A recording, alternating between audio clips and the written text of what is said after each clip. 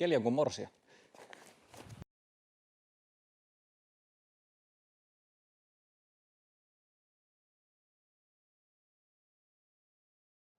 How's it going, sports fans? On this video I'm gonna be talking about my E&L M4A1. It's the Platinum version.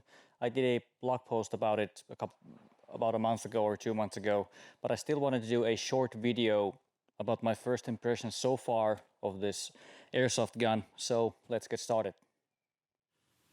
So E&L M4, 0.3 gram BBs, distance about 35 meters-ish, something like that. Let's see how it goes.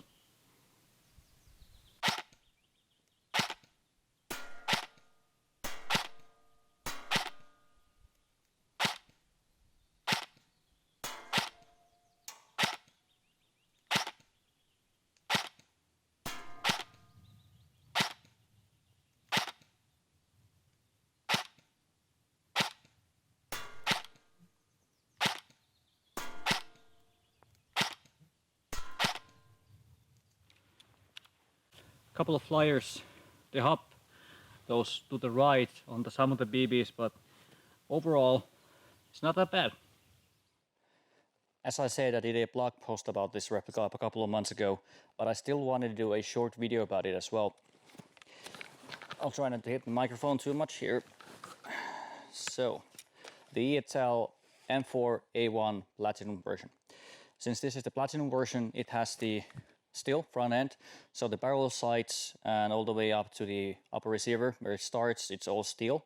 It does not come with the wrist handguard that I have here. This is an aftermarket one, but there is a version that has it when you buy it. But this one that I bought came with the usual M4 style large polymer handguards. It does not come with a carrying handle on the top. It's a flat top receiver, so if you want to attach sights, you can do that. But if you want rear iron sights, you have to either get the flip up ones. I have a old Magpul ambush here, or something else if you want them, or you can just attach a red dot. And it does not come with the crane stock either. It comes with a what I think it's called the advanced style M4 stock. I put the crane stock there because I have my batteries in my buffer, and the buffer in this replica is it seems a bit smaller than the usual ones that I have on my GMPs, so I had to put a crane stock here. No bother, it's an awesome crane stock. Can't remember the brand. The wrist handguards are GMP. Word of warning, if you're trying to attach different kinds of accessories, mainly wrist handguards, if you buy the same version of the gun that I have, you might have to use a lot of force to attach it. I used to use a hammer, and I had to file some parts off, and I had to take off the front sight and then put the handguard in, since there's some kind of, well, you know, differences between manufacturers. Another thing about this replica is you'll notice that I have attached my sling to the stock here. But this one does not come with a sling attachment point on the back, at least not the version that I have. And it's a gas blowback version, or gas blowback style attachment. So if you buy a sling attachment plate to the back, you have to make sure that it fits, since I'll put a nice picture for you guys here somewhere, since it's a different style than the usual AEGs that you buy from different manufacturers. Other than that, I haven't touched the internals yet, since I'm trying to break it. I'm trying to see how long it lasts before something breaks inside the gearbox. I've heard there's good parts and then there's bad parts on the E&L M4s on the insides. I have no idea, I haven't checked it yet. I'm just trying to break it first, and once it stops firing, I'm going to break it open and I'll do another video about that. Other cool things I want to point out here. The magazines that come with the replica, they are not high cap magazines, they are mid cap magazines. They are advertised, if I recall correctly, 120 BBs, so I usually load mine about 100. They last me okay, no problem there. But the finish on these magazines is awesome. If you're looking for some really cool or excellent style, like old school metal M4 style mags, get these. And they are awesome. They feed well, they feed in all my GNPs, and they lock in place well. And I actually bought all of the 4 mags that I have here are by E&L, and I can recommend these magazines. Sairaan nopeita. I also have a Vectro Optics Typhoon, if I recall correctly, on the top here.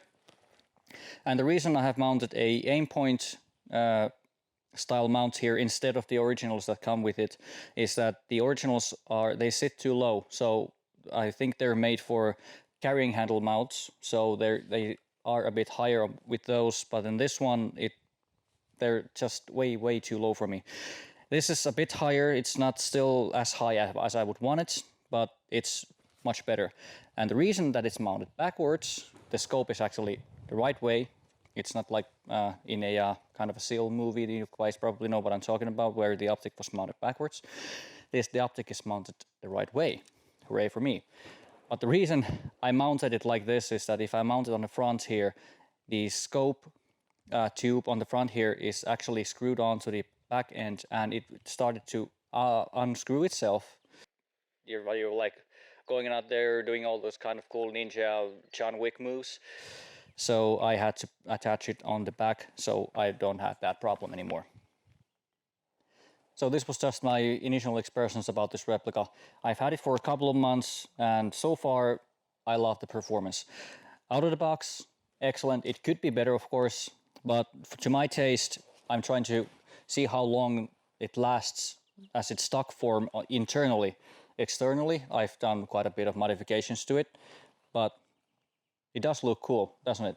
Anyways, it does come with a rotary hub-up. The hub-up is excellent. It works. The gearbox works solidly. I haven't noticed any problems with it. So it is an excellent replica, and I can so far recommend it. Once it breaks, if it doesn't, I will just, at the end of the summer, when the summer season ends here in Finland, I'm gonna pop this thing open and see what is eaten, and do another video about the gearbox as well. Probably do some tuning, check the air seal, maybe install a gate titan to it, something like that. But so far, in stock form, it has performed really well. So that's all I have for you guys this time. Stay safe. Hope the weather is as good as it is here in Finland currently, and I will see you in the next one.